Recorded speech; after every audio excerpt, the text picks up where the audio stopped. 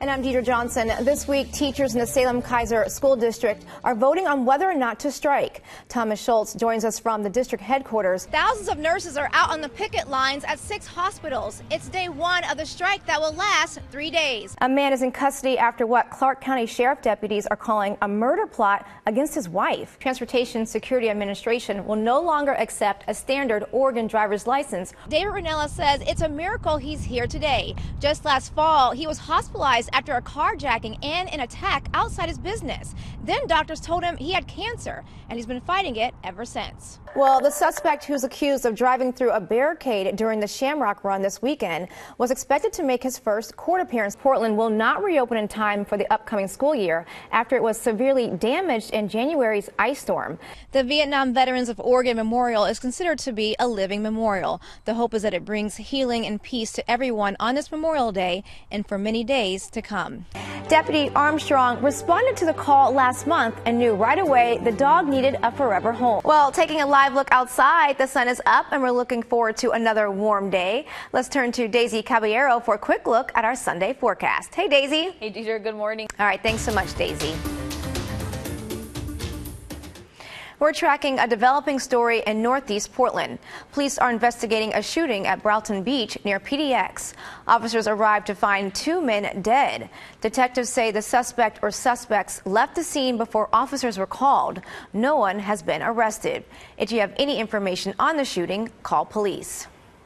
In southeast Portland, police are investigating a fatal shooting at Selwood Riverfront Park. Many neighbors are concerned about the shooting that happened at the local park. A major traffic alert this morning. I-84 is now closed in both directions between I-5 and I-205. Crews are picking up trash and cleaning up graffiti. It's a problem that's grown recently across the Rose City. Firefighters continue battling a large wildfire in Wasco County. How one woman in the area is helping those on the front lines.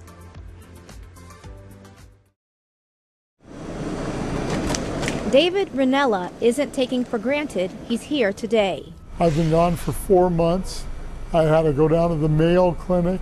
I had a little cancer problem. Not only is he battling the disease, but he almost lost his life when he was beat up outside his business in October of last year. Several people attacked him when he saw them breaking into his car. Then they discovered that I had a heart attack when I was getting beaten on the side of my building.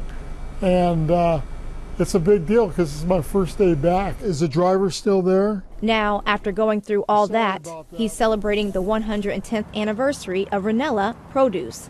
It's a business that provides all kinds of fresh fruits and vegetables. To save them money meal by meal, you know, to give them nice Roma tomatoes at a good price so they can make their salsa, or the navel oranges that taste so good. So what's the secret to the success of the business? Customer service is the top priority. They just feel good coming in here. That's what they tell me. They said, you guys just make the atmosphere so nice down here when you come here. So they just happy to come back.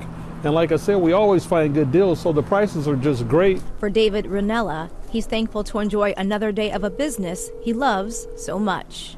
You know, trying to get my feet on the ground again. And whatever's left of me, you know, with all that radiation that I had to take, I dropped to 158 pounds and probably down about 50, 60 pounds. But I am here. This is King Elementary, right off of MLK in Alberta. This is where I grew up. For one youth ambassador, he fondly remembers the King neighborhood. This is the neighborhood. This is what I know. My tour here is through King neighborhood. It's titled "Whose World Is This?" And through my tour, I just want to tell the story of, you know, my childhood, the childhood of my peers, the history of the community. Yes, this is Woodlawn Park. This is where I grew up at. This is where I spent many days playing basketball.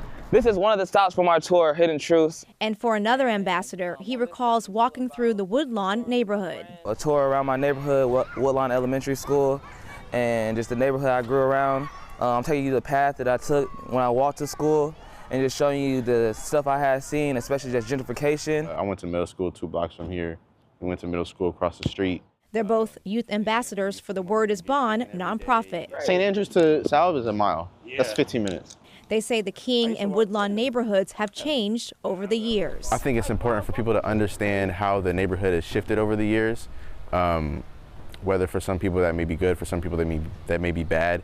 I have seen just in my lifetime the demographic of my neighborhood change. My grandma, she was the first one that came here. She came in the 40s, late 40s, and she came during Vanport time. She was displaced 2 to 3 times and then moved into the house that I was at right now. We grew up in the same neighborhood.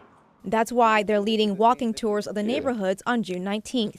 They want to make sure they honor the Juneteenth holiday and tell the history of the neighborhood. And Juneteenth is a really important, almost a sacred day, I would say, for African Americans in this country, the liberation from slavery, and really commemorating that in a way that hasn't been truly recognized. Come on.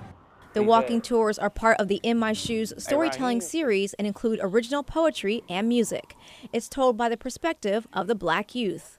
They want everyone to remember the past and look forward to the future. The walking tours are important because they are a platform to amplify Black stories here in Portland, in a city that has not traditionally uplifted or heard Black stories.